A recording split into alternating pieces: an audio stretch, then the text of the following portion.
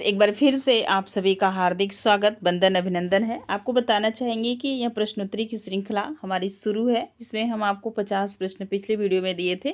तो आज का आप याद रखेंगे, उत्तराखंड शिक्षक पात्रता परीक्षा में जो प्रश्न पूछा जाता है हिंदी का 1 से 5 वाला है। परीक्षा तिथि है 26/4/2016 का।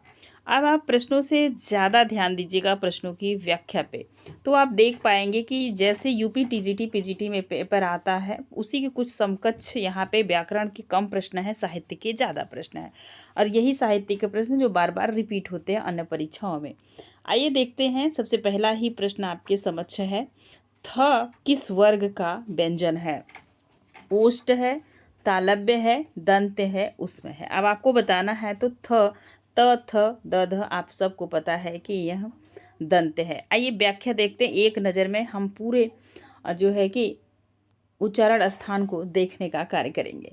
थ वर्ण व्यंजन है, उच्चारण स्थान आधार पर, उच्चारण स्थान के आधार पर निम्नलिखित वर्ग के, अब देखेंगे अकह विसर्जनिया नाम कंठ। यहाँ पे देखेंगे क से अंग तक कंठ से बोला जाता है। इसके बाद च छ, और एक चीज़ याद रखेंगे, च छ ज झ, एक इ और य और बड़े वाले स, ये कि तालु से बोला जाता है। इसे हम कहते हैं तालव्य स।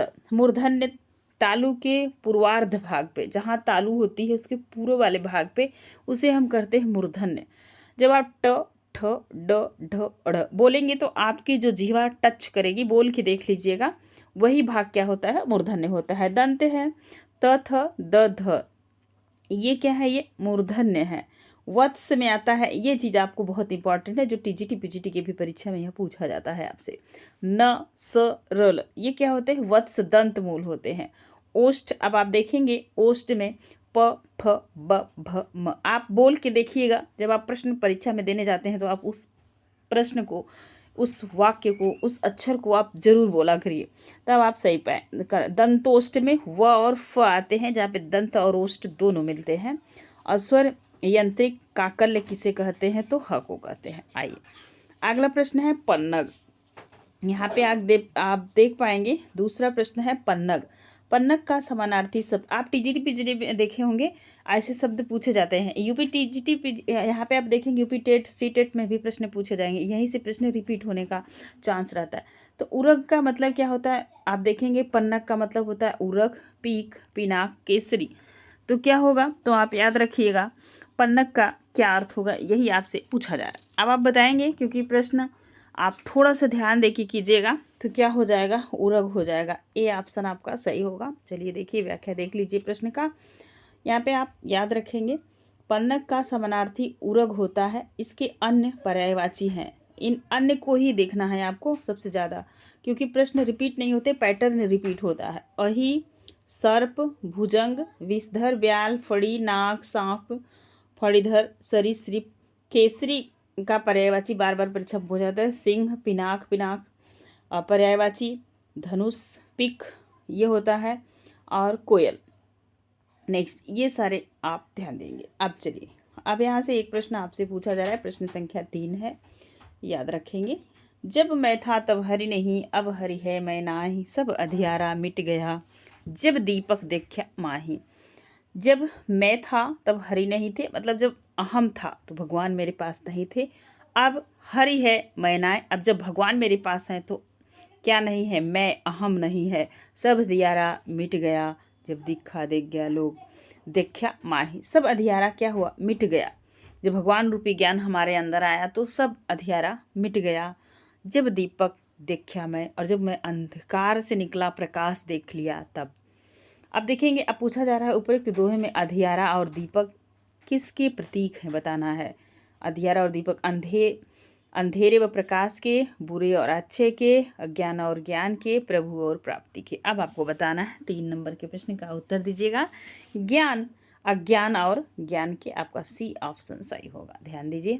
अब आप देख पा रहे होंगे यहाँ पे व्याख्या को ही ध्यान से देखिए। जब मैं था तब हरि नहीं, अब हरि है मैं नाय, सब अधियारा मिट गया, जब दीपक देखा माय। इस दोहे में कवि ने अधियारा और दीपक के प्रतीक के रूप में अज्ञान और ज्ञान की बात आपको समझाता है, याद रखिएगा। यहाँ पे आप ध्यान दीजिए। चलिए, अब आपको बताना है यामा किसकी रचना है। यामा किसकी रचना है। भवानी प्रसाद मिश्र, महादेवी वर्मा, अज्ञे मुक्तिबोध। 4 नंबर के प्रश्न का उत्तर दीजिएगा। तो यामा महादेवी वर्मा की रचना है। बी ऑप्शन आपका सही होगा।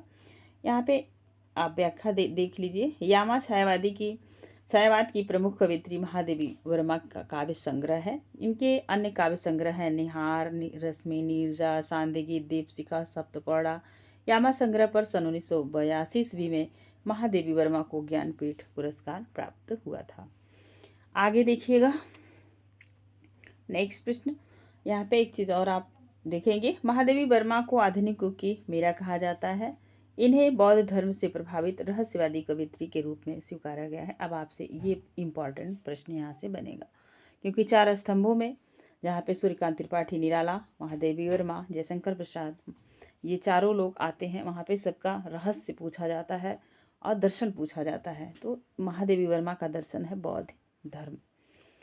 जो शब्द किसी शब्द के अंत में जुड़कर नया शब्द बनाते हैं उसे क्या कहते हैं। तो यहाँ पे समास, संधि, प्रत्यय, उपसर्ग क्या कहते हैं, प्रत्यय कहते हैं। आइए हम प्रत्यय की परिभाषा को बहुत अच्छे से समझने का प्रयास करते हैं। ध्यान दीजिएगा। जो शब्दांश किसी अंत में जुड़ते हैं, नया शब्द बनता है, उसे हम क्या कहते हैं, प्रत्यय। उपसर्ग किसे कहते हैं। उप मतलब होता है समीप, सर्ग मतलब होता है।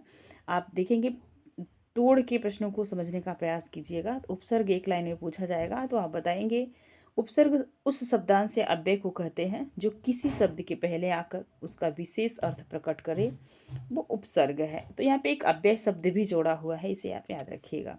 अब आपसे पूछा रहा है समास, जब 2 या 2 से अधिक शब्दों या पदों का परस्पर संबंध बताने वाले शब्दों या प्रत्ययों का लोप होने पर उन 2 या अधिक शब्दों से जो स्वतंत्र शब्द बनता है उसे हम समासिक शब्द कहते हैं। और उन 2 या अधिक शब्दों, एक बार फिर से देखिएगा, उन 2 या अधिक शब्दों का जो संयोग होता है उसे समास, वह समास कहलाता है। संधि किसे कहते हैं, 2 वर्णों के मेल को। यहाँ पे 2 शब्द मिल रहे थे, 2 वर्ण मिले हैं। याद रखिए कि यही अंतर है शब्द संधि और समास में। 2 निर्दिष्ट अक्षरों के पास आने के कारण उसी संयोग से जो विकार उत्पन्न होता है उसे संधि कहते हैं। अब आपको देखना है प्रश्न नंबर 3। स्थिति में परिवर्तन न होने के भाव को व्यक्त करने वाली सही कहावत है। जिस दुल्हा तस बनी बारात, न सुख में मोटे न दुख में दुबले, न गरजे न बरसे वही धूप की धूप, वही ढाक के 3 पात। तो आप देखेंगे स्थिति में परिवर्तन न होने के भाव को व्यक्त करने वाली कहावत है। डी ऑप्शन आपका सही होगा। आगे देखेंगे, यहाँ पे स्थिति में परिवर्तन न होने के भाव को व्यक्त करने वाली कहावत, वही ढाक के 3 पात।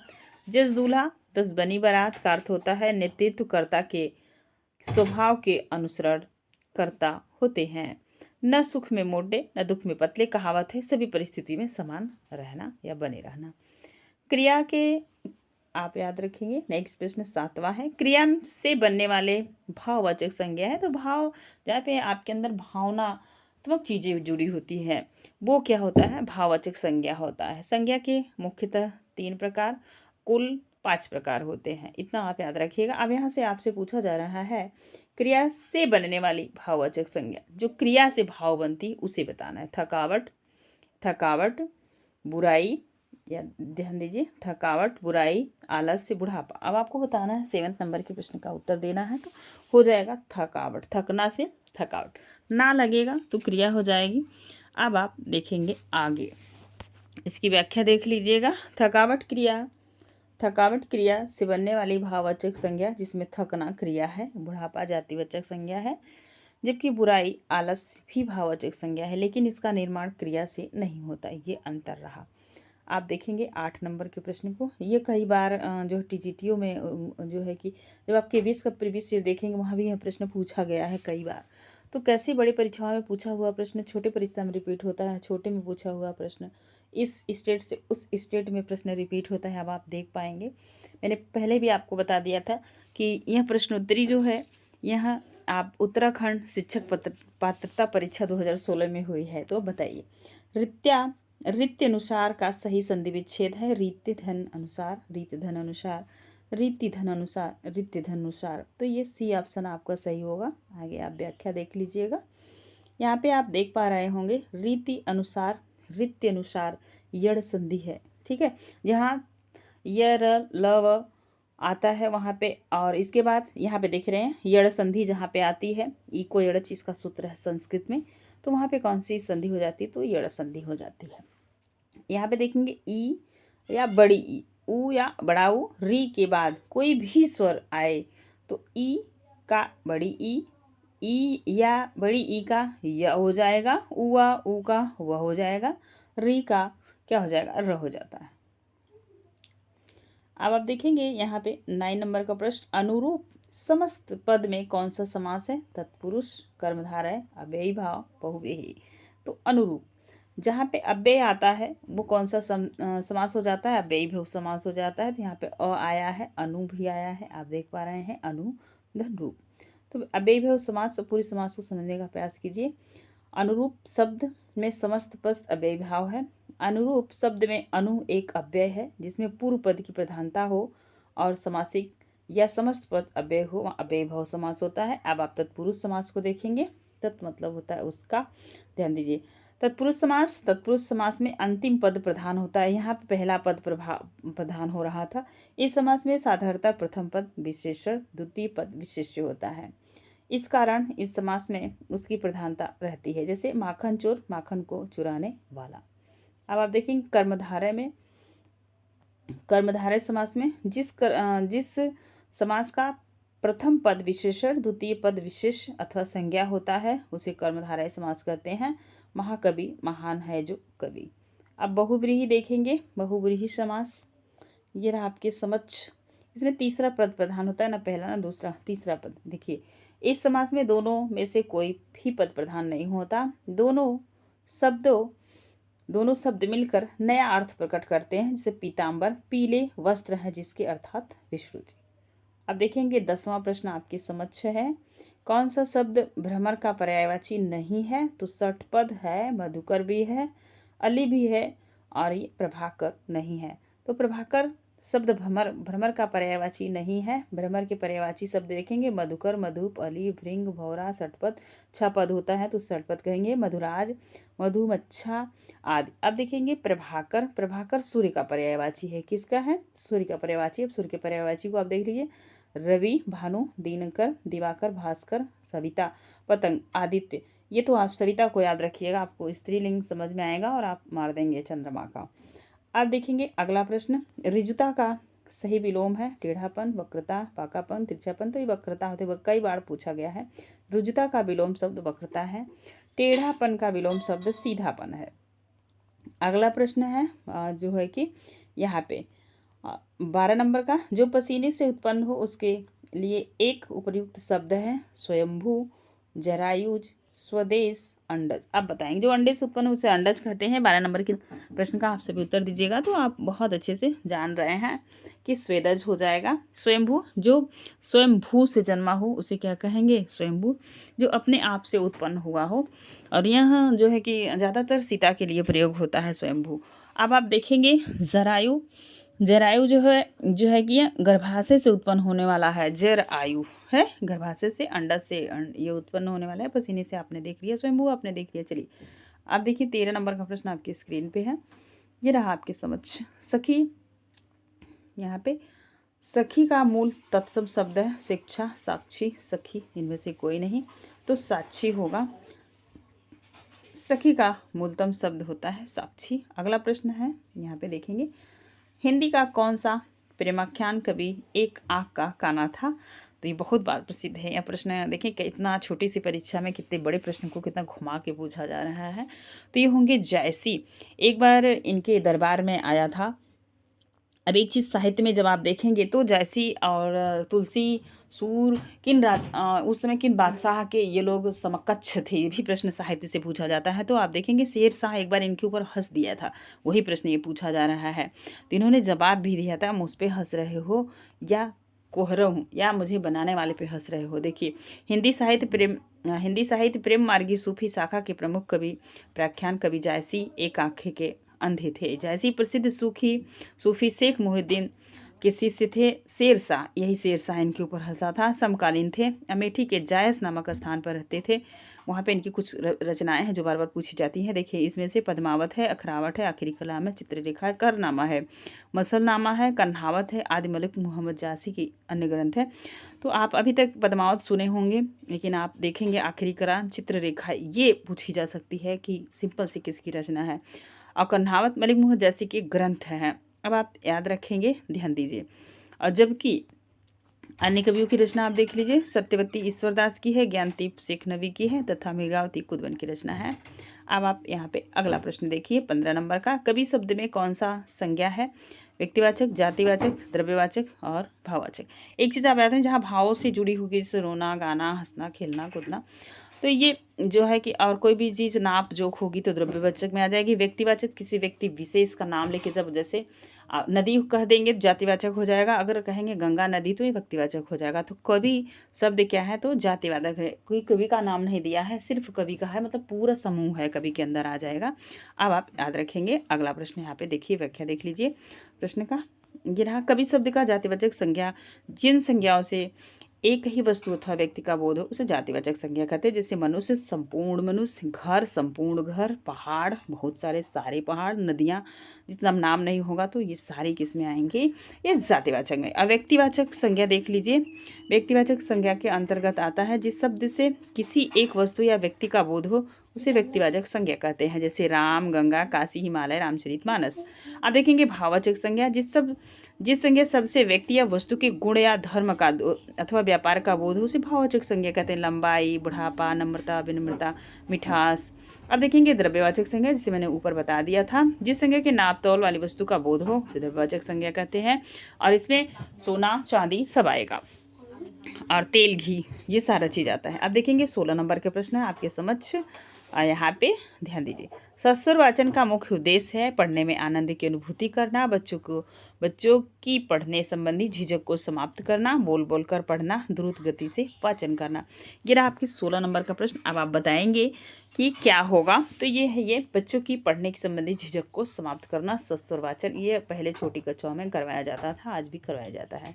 आप देखेंगे 17 नंबर का। अब इसकी व्याख्या देख लीजिएगा आप। 16 नंबर के प्रश्न थे, सस्वर वाचन का मुख्य उद्देश्य होता है छात्रों की पढ़ने की झिझक को समाप्त करना। सस्वर वाचन द्वारा बच्चों को शब्दों का सही ज्ञान होता है तथा उच्चारण संबंधी सभी प्रकार की समस्याओं का समाधान शिक्षक करता है। सस्वर वाचन से बच्चों में बोलने की शैली का विकास होता है।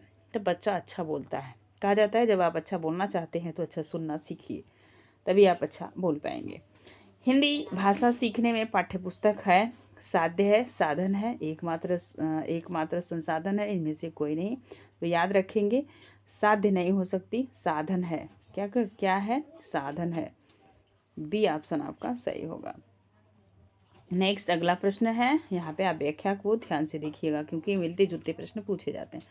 हिंदी भाषा सीखने में पाठ्यपुस्तक साधन है, एकमात्र साधन नहीं, साधन है। छात्रों को सर्वप्रथम भाषा में शब्दों का ज्ञान कराया जाता है। शब्दों का ज्ञान कराने के लिए बच्चों को पुस्तक की आवश्यकता पड़ती है तथा प्रत्येक स्तर पर बच्चों को उनकी पाठ्य पुस्तकों के अनुरूप हिंदी भाषा का ज्ञान देते हैं। पुस्तक एक विद्यार्थी के जीवन में सबसे महत्वपूर्ण वस्तु है जिसका प्रयोग वह अपने संपूर्ण छात्र जीवन में करता रहता है, बड़े होने के बाद करता है। हर जगह पुस्तकों की ज़रूरत पड़ती है, आप याद रखेंगे। ध्यान दीजिए, भाषा शिक्षण का आदर्श वातावरण है, विद्यार्थी को अभिव्यक्ति की पूरी आज़ादी, यही है पहला आपसे मिल गया। आदर्श साधन यही होता है।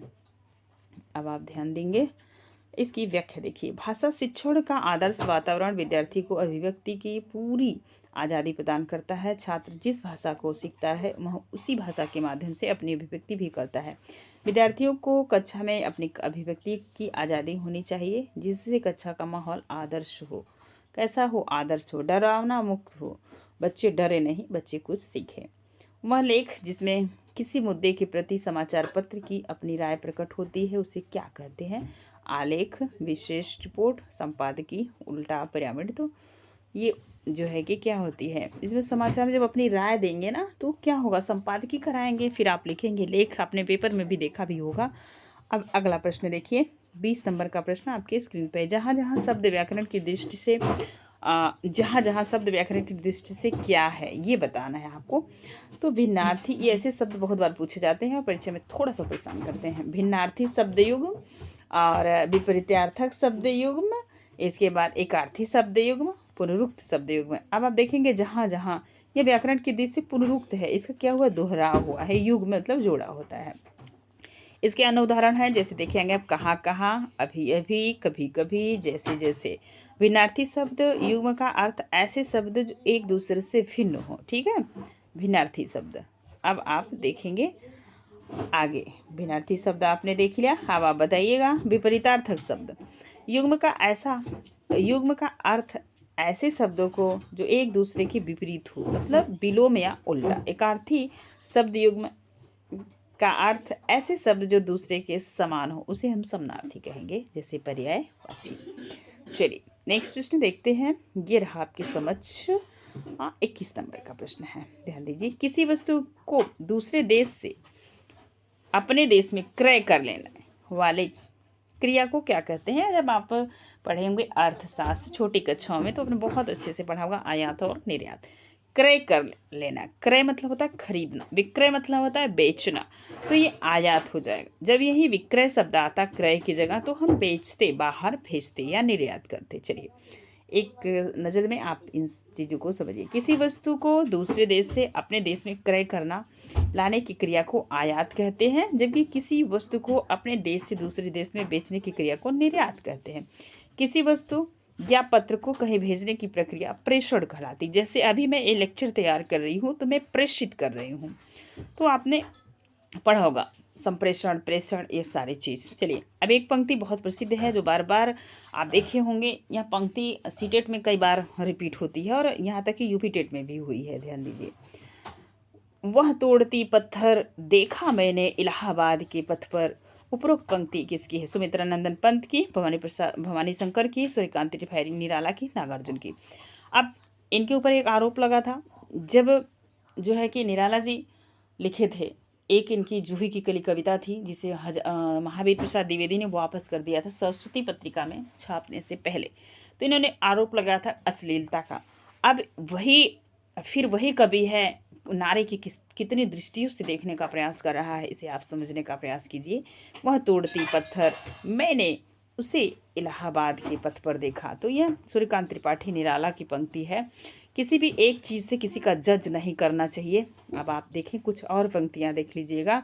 छोड़ द्रुमों की मृदु छाया, तोड़ प्रकृति से भी माया, बाले तेरे बाल जाल में कैसे उलझा दूं लोचन। तो ये नौका विहार की पंक्ति है सुमित्रानंदन पंत की। ये 11th या 12th में लगी हुई पंक्ति है, तो आप ये पंक्तियाँ भी पूछी जा सकती है टीजीटी पीजीटी में। अब आप देखेंगे आपसे पूछा जाएगा कि छायावादी कवि हैं कि नहीं है? सूर्यकांत त्रिपाठी जी तो हैं, 4 कवि हैं। अब एक पंक्ति और पूछी जाती है जो पीजीटी उजीटी में भी रिपीट होती है, उसे भी देखिए आप। कई दिनों तक चूल्हा रोया चक्की रही उदास, कई दिनों तक कानी कुतिया सोई उसके पास, यह नागार्जुन की पंक्ति है। और प्रगतिवाद, जब ये प्रगतिवाद में रचना कर रहे थे तो इन्होंने कुछ ऐसी पंक्तियाँ देखी थी। जब भारत में अकाल आया था, बंगाल विभाजन हुआ था, उस समय की, महात्मा गांधी के समय की यह पंक्ति है। कई दिनों तक चूल्हा रोया चक्की रही उदास, कई दिनों तक कानी कुतिया सोई उसके पास। अगला प्रश्न है, बहुत चहेता प्रश्न है और बार बार रिपीट होने वाला प्रश्न है। यहाँ पे अलंकार पूछा जा रहा है आपसे। सोहत ओढ़े पीठपत श्याम सलोने गात, मनो, यहाँ पे एक चीज़ आप पकड़ लीजिएगा, मनो नील मणि शैल पर आतप प्रयोग प्रभात मतलब होता है सुबह। ओढ़, सोहत मतलब सुंदर लगता है, ओढ़े मतलब जो वस्त्र उन्होंने धारण किया है, पीत मतलब प्यारा पीला होता है, पट मतलब क्या होता है? पटसन भी आप कह सकते हैं, जो वस्त्र होता है। श्याम मतलब सांवला, सलोने, गात मतलब शरीर होती है। आगे देखेंगे, मनोह नीलमणि शैल पर आतप प्रयोग प्रभात। अब पूछा जा रहा है प्रस्तुत पंक्ति में कौन सा अलंकार है? तो मन मानो जन जानो से आप इस पंक्ति को पकड़ लिए होंगे कि यह उत्प्रेक्षा अलंकार की पंक्ति है। अब आप देखेंगे आगे, तो यह उत्प्रेक्षा अलंकार की पंक्ति है। रूपक में मान लिया जाता है, उपमा में उपमा दी जाती है, सा सी सु। अब आप जब अनुप्रास देखेंगे, इसमें क्या होता है? रिपीटेशन होता है किसी भी वर्ण की आवृत्ति। जैसे आप देखेंगे एक बहुत प्रसिद्ध पंक्ति है, सुरेश दिनेश महेश गणेश ही जाने। तो यह पंक्ति आप स की आवृत्ति हो रही तो अनुप्रास अलंकार में आएगा। उम्मीद है आप इस प्रश्न को समझ गए होंगे। चलिए अब हम व्याख्या कर देते हैं चारों अलंकार का, फटाफट देखिएगा। सुह तोड़े पीठ पेट शाम सलोने गात, मनोह नीलमणि पर सर शैल पर आतप प्रयोग प्रभात। यह पंक्ति उत्प्रेक्षा अलंकार की है, जहाँ उपमा उपमेय कल्पित उपमान की संभावना उत्प्रेक्षा अलंकार में आती है। उपमा अलंकार दो वस्तुओं में समान धर्म के प्रतिपादन को उपमा का अलंकार कहते हैं। उपमा का अर्थ होता है समता, तुलना, बराबरी। अब देखेंगे रूपक अलंकार। उपमेय या उपमान को आरोप या उपमान और उपमेय में अभेद कर दिया जाता है तो वहाँ रूपक अलंकार हो जाता है। अनुप्रास में वर्णों की आवृत्ति होती है, यह आप जान रहे हैं। यह रहा 24 नंबर का प्रश्न आपके समक्ष। गीता मंद मंद मुस्कुरा रही है, इस वाक्य में मंद मंद व्याकरण की दृष्टि से क्या है? विशेषण है, क्रिया विशेषण है, संज्ञा है, सर्वनाम है। 24 नंबर के प्रश्न का आप ध्यान से उत्तर दीजिएगा। ऐसे प्रश्न वर्तमान में भी पूछे जा रहे हैं तो याद रखेंगे। क्रिया विशेषण है, मंद मंद मुस्कुरा रही है, क्या कर रही है? मुस्कुरा रही है, क्रिया हो रहा है ना, तो ये बी ऑप्शन आपका सही होगा। चलिए अब देखेंगे आप 25 नंबर का प्रश्न। ये हम देख लेते हैं एक नज़र में व्याकरण के कुछ पोर्शन को। मंद मंद शब्द युग्म किसी क्रिया की विशेषता बता रहा है, बताता है, अतः यह क्रिया विशेषण है। जो शब्द क्रिया की विशेषता बताए उसे क्रिया विशेषण कहते हैं, और जो विशेषण की विशेषता बताए उसे प्रविशेषण कहते हैं। अब देखेंगे संज्ञा। संज्ञा वह विकारी शब्द को कहते हैं जिससे किसी विशेष वस्तु, भाव, जीव के नाम का बोध होता है, उसे हम क्या कहेंगे? संज्ञा कहेंगे। और सर्वनाम जो संज्ञा की विशेषता बताए, अब आप याद रखेंगे, उसे सर्वनाम कहेंगे। यहाँ पे ध्यान दीजिएगा। सर्वनाम उस विकारी शब्द को कहते हैं जो पूर्व में आकर पूर्वा पर संबंध से किसी भी संज्ञा को बदल जाते हैं। जैसे सुरेश, तो सुरेश खा रहा है, सुरेश गा रहा है, तो उसे हम कहते हैं वह खा रहा है, वह जा रहा है, तो ये क्या हो जाता है? सर्वनाम हो जाता है। आप देखेंगे विशेषण जो संज्ञा या सर्वनाम की विशेषता बताए उसे विशेषण कहते हैं। जिसकी विशेषता बताई जाए वह विशेष्य होता है, और जो विशेषण की भी विशेषता बताए उसे क्या कहेंगे? प्रविशेषण। अब देखेंगे अगला प्रश्न, ये रहा 25 नंबर का। ध्यान दीजिए। ज्ञानपीठ पुरस्कार किस क्षेत्र में श्रेष्ठ कार्य करने पर दिया जाता है? समाज सेवा, सिनेमा, विज्ञान, साहित्य। तो आप सभी को पता है कि साहित्य के क्षेत्र में काम करने पर, अच्छा काम करने पर ज्ञानपीठ पुरस्कार पाया जाता है। आप यहाँ पे देखिए, ज्ञानपीठ पुरस्कार भारतीय भाषाओं में श्रेष्ठ साहित्य सृजन पर दिया जाता है। ज्ञानपीठ पुरस्कार भारत में साहित्य के लिए दिया जाने वाला सर्वश्रेष्ठ पुरस्कार है। ज्ञानपीठ पुरस्कार का प्रारंभ हुआ था 1964 ईस्वी में, और देखेंगे सन 1984 ईस्वी के बाद ज्ञानपीठ पुरस्कार पहले एक रचना में मिलता था, अब पूरा योगदान जीवन में आपने कितना साहित्य को दिया है सबको एक संग्रह बना के और उसी पे क्या किया जाता है? दे दिया जाता है। अब आप देखिए अगला प्रश्न है, और यह प्रश्न एक पद्यांश है। मैं थोड़ा सा जल्दी से स्पीड से पढ़ती हूँ, आप भी वीडियो को पॉज करके पढ़ लीजिएगा और फटाफट उत्तर दीजिएगा। डॉक्टर रामकुमार वर्मा ने ऐतिहासिक व समस्या मूलक एकांकियों की रचना की। उनके एकांकियों का मूल स्वर आदर्शवादी है। प्रेम, सेवा, उदारता, त्याग और बलिदान की भावना से ओतप्रोत इन ऐतिहासिक एकांकियों में भारत के अतीत गौरव को प्रस्तुत करते हुए राष्ट्रीयता की भावना जगाने का प्रयास किया गया है। समस्या मूलक एकांकी में वर्मा जी ने शिक्षित मध्यवर्गीय दंपतियों की अनेक समस्याओं जैसे प्रेम, सेक्स, संदेह, दम आदि, ये सब सारी समस्याएं वर्तमान में भी हैं, आदि को कथानक का विषय बनाया, किंतु उनकी परिणति आदर्श में हुई क्योंकि उनके एकांकी में नायिकाएं अंततः अपने पति के सम्मान की रक्षा करती हुई दिखाई पड़ती हैं तथा यथा रेशमी टाई, इनका बहुत प्रसिद्ध है, कई बार पूछा जाता है कि ललिता और एक्ट्रेस एकांकी की नायिका प्रभात कुमारी अतिशय आदर्शवादिता के कारण वर्मा जी के एकांकी यथार्थ से दूर हो गए जान पड़ते हैं, किंतु एकांकी के शिल्प की दृष्टि से वे हिंदी के युग प्रवर्तक एकांकी माने जा सकते हैं। आरंभ, कौतूहल, संकलन, त्रय, चरम सीमा आदि तत्व उनके एकांकी में बड़ी सूक्ष्मता से विद्यमान है। रंगमंचीयता एवं अभिनेता के गुणों से भी उनके एकांकी संपन्न है तथा उनमें सरसता के साथ शिल्प और प्रौढ़ता भी विद्यमान है। वस्तुतः एकांकी कला को चरम यौवन पर पहुंचाने का श्रेय डॉक्टर रामकुमार वर्मा को ही जाता है। अब ये गद्यांश का शीर्षक आपसे पूछा जा रहा है 26 नंबर के प्रश्न में।